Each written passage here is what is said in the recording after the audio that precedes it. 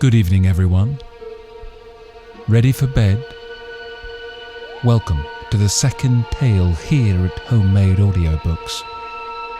If you'd like to support my homemade efforts, you can join the RSPCC on Patreon. A huge thank you to my first ever patron, Chris L. It's now time to escape to the Bournemouth coast, check into Hotel Magnificent, and drift off. A word of warning, however, don't visit the hotel kitchen. Stay away from any chocolates offered to you during your stay. And whatever you do, avoid the meeting in the ballroom.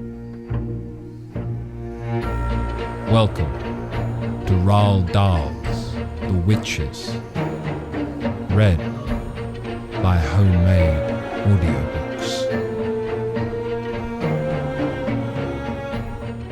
Chapter 22, the final chapter.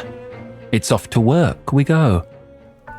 For supper that evening, my grandmother had a plain omelette and one slice of bread. I had a piece of that brown Norwegian goat's milk cheese, known as gjedost, which I had loved even when I was a boy. We ate in front of the fire, my grandmother in her armchair and me on the table with my cheese on a small plate.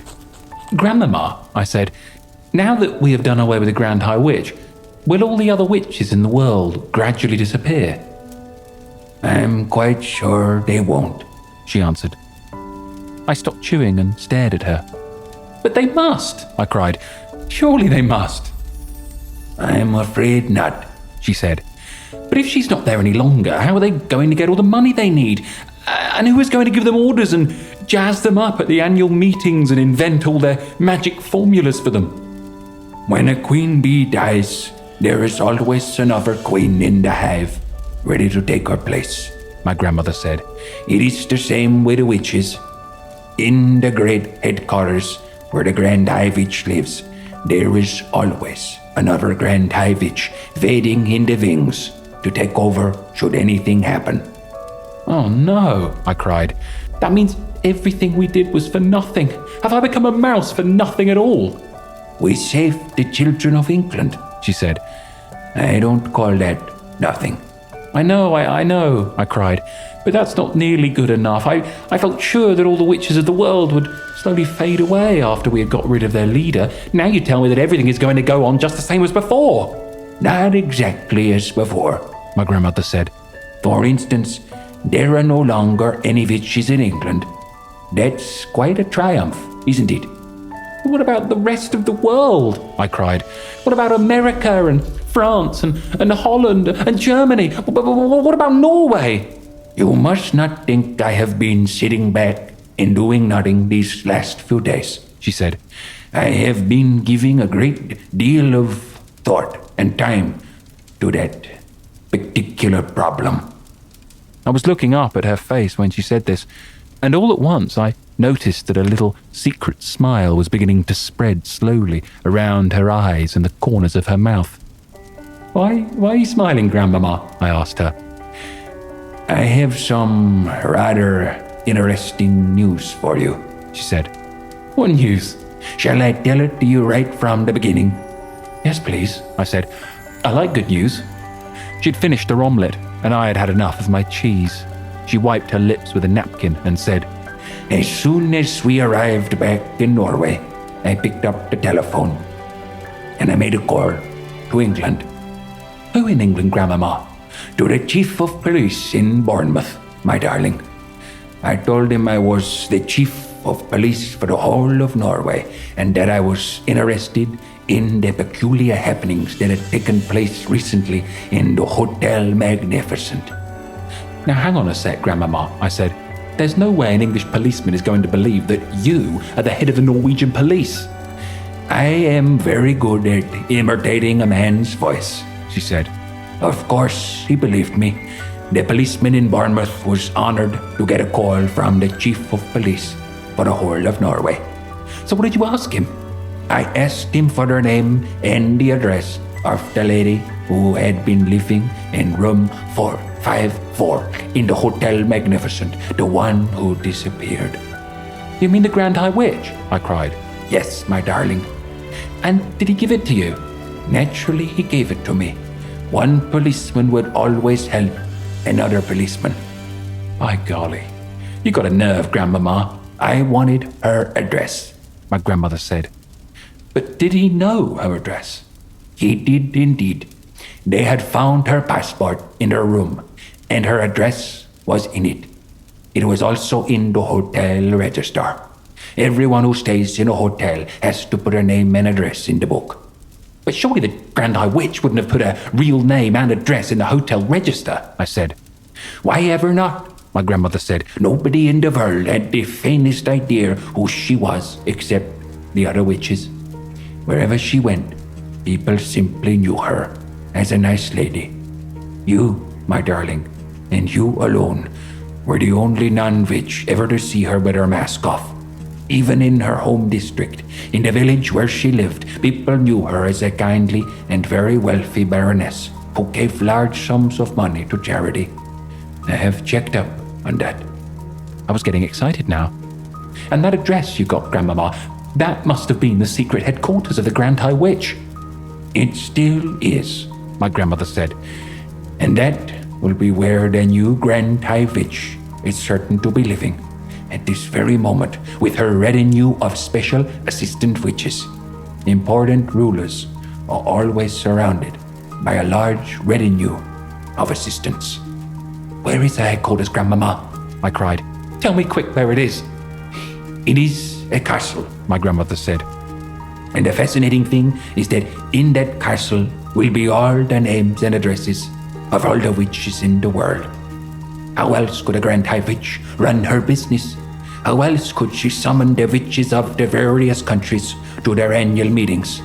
Where is the castle, Grandmama? I cried impatiently. Which country? Which country? Tell me quick! Guess, she said. Norway? I cried. Right first time, she answered. High up in the mountains above a small village. This was thrilling news. I did a little dance of excitement on the tabletop. My grandmother was getting pretty worked up herself, and now she heaved herself out of her chair and began pacing up and down the room, thumping the carpet with her stick. So we have work to do, you and I, she cried out. We have a great task ahead of us. Thank heavens you are a mouse.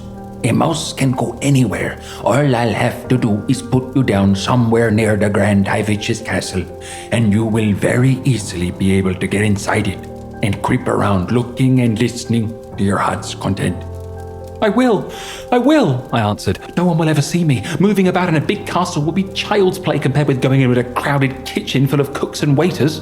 You could spend days in there if necessary, my grandmother cried. In her excitement, she was waving her stick all over the place, and suddenly she knocked over a tall and very beautiful vase that went crashing onto the floor and smashed into a million pieces. Forget it, she said. It's only Ming. You could spend weeks in that castle if you wanted to, and they'd never know you were there. I myself would get a room in the village, and you could sneak out of the castle and have supper with me every night and tell me what was going on. I could, I cried out. And inside the castle I could go snooping around simply everywhere. But your main job, of course, my grandmother said, would be to destroy every witch in that place. That really would be the end of the whole organization. Me? Destroy them? I cried. How could I do that? Can't you guess? She said. Tell me, I said. Mouse maker, my grandmother shouted. Formula 86 delayed action mouse maker all over again. You will feed it to everyone in the castle by putting a drops of it into their food. You do remember the recipe, don't you? Every bit of it, I answered. You mean we're going to make it ourselves? Why not? She cried. If they can make it, so can we. It's just a question of knowing what goes into it. Who's going to climb up the tall trees to get the Gruntle's eggs? I asked her. I will, she cried. I'll do it myself. There's plenty of life in this old dog yet. I think I'd better do that part of it, Grandmama. You might come a cropper. Those are just details, she cried, waving her stick again. We shall let nothing stand in our way. And what happens after that? I asked her. After the new Grand High Witch and everyone else in the castle has been turned into mice. Then the castle will be completely empty, and I shall come in and join you and... Wait! I cried. Hold on, Grandmama. I've just had a nasty thought. What nasty thought? She said. When the mouse maker turned me into a mouse, I said, I didn't become just any old ordinary mouse that you catch with mouse traps. I became a talking, thinking, intelligent mouse person who wouldn't go near a mouse trap. My grandmother stopped dead in her tracks. She already knew what was coming next. Therefore, I went on, if we use the mouse maker to turn the new Grand High Witch and all the other witches in the castle into mice, the whole place will be swarming with very clever, very nasty, very dangerous, talking, thinking mouse witches. There'll all be witches in mouses' clothing. And that, I added, could be very horrible indeed. By golly, you're right, she cried. That never occurred to me. I couldn't possibly take on a castle full of mouse witches, I said. Nor could I, she said. They'd have to be got rid of at once. They'd have to be smashed and bashed and chopped up into little pieces exactly as they were in the Hotel Magnificent. I'm not doing that, I said. I couldn't anyway. I don't think you could either, Grandmama. And mousetraps wouldn't be the slightest use, by the way, I added. The Grand High Witch who did me in was wrong about mousetraps, wasn't she? Yes, my grandmother said impatiently. But I'm not concerned with that Grand High Witch. She's been chopped up long ago by the hotel chef. It is the new Grand High Witch we've got to deal with now. The one up in the castle and all her assistants. A Grand High Witch is bad enough when she's disguised as a lady. But just think of what she could do if she were a mouse. She could go anywhere. I've got it, I shouted, leaping about a foot in the air. I've got the answer. Tell me, my grandmother snapped. The answer is cats, I shouted. Bring on the cats. My grandmother stared at me, then a great grin spread over her face, and she shouted, It's brilliant, absolutely brilliant. Shove half a dozen cats into that castle, I cried, and they'll kill every mouse in the place in 5 minutes. I don't care how clever they are. You are a magician, my grandmother shouted, starting to wave her stick about once again. Look out for the vases, Grandmama. To heck with the vases, she shouted. I'm so thrilled, I don't care if I break the lot.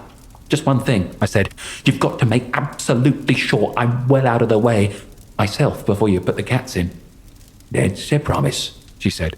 What will we do after the cats have killed all the mice? I asked her.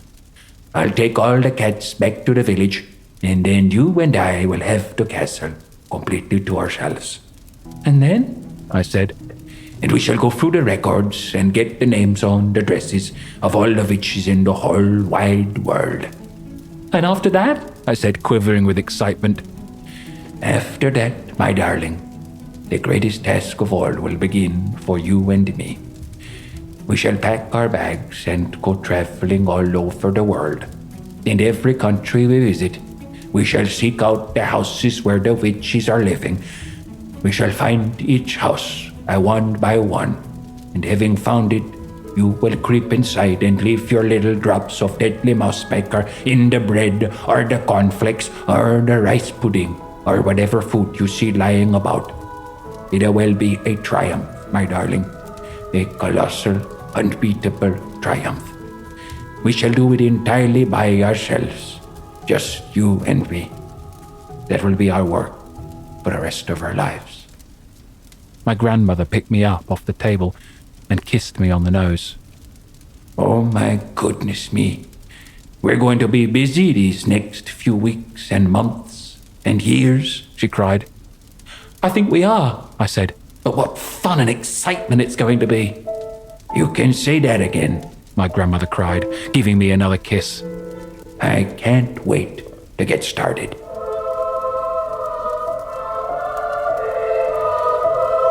The end. The Witches, written by Roald Dahl.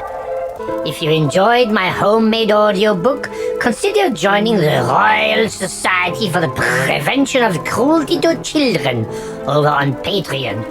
Goodbye, and thanks for listening, you heap of idle good-for-nothing worms.